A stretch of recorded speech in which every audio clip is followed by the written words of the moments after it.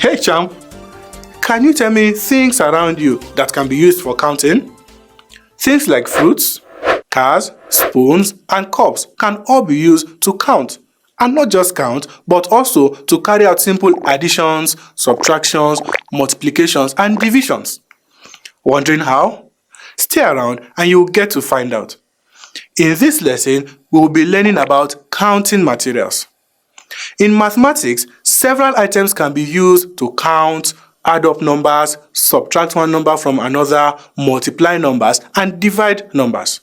Such items include bottle crowns, counters, algebra tires, counting boards, abacuses, and many more. So you see, you really do not have to throw away those bottle crowns anytime you open a bottle of soft drink, as they can be useful in your math journey. Counters, on the other hand, are round, flat, and light objects which usually come in two or more colors. You may decide to assign a color, say red, to the negative integers and blue to the positive integers.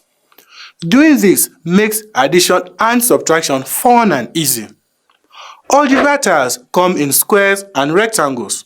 Hence, we can assign a color of tiles to the positive integers and another color of tiles to the negative integers. Algebra tiles work pretty much the same as the counters and crowns, except that they can also be used to evaluate algebraic equations, which we will learn about later on.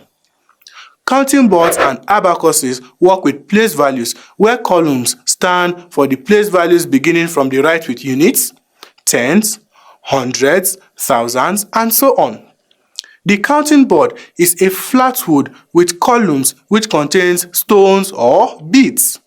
So, on this counting board, there are 4 beads in the first column, which is the unit place value, and 6 beads in the second column, which is the tens place value.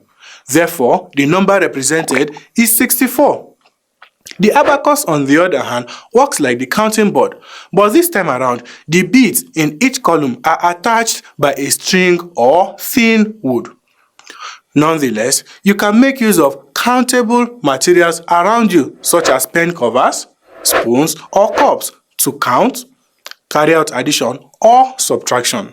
But you need an adequate number of the available items and at least 2 colors of the items.